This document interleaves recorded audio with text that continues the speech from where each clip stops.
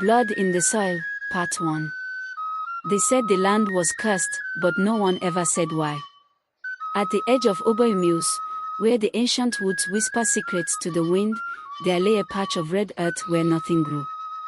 No yam sprouted, no cassava survived. Even goats avoided it, bleating and turning away, eyes wide with unseen terror.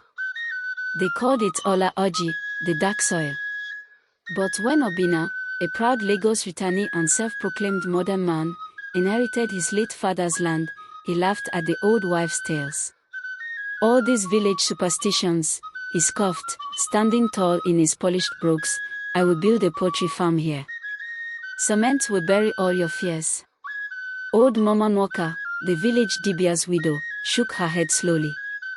Her eyes, clouded with age and otherworldly insight, pierced him like the gaze of an ancestral spirit.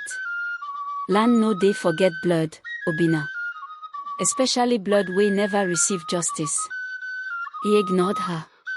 Bulldozers came. Foundations were dug. Concrete poured.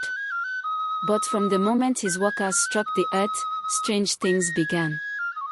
First night, the sound of drums echoed from the forest. Not festival drums.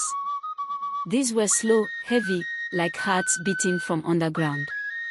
Second night, 3 chickens were found dead, their necks twisted and their eyes wide open, like they had seen something no mortal should. Third night, his lead mason vanished.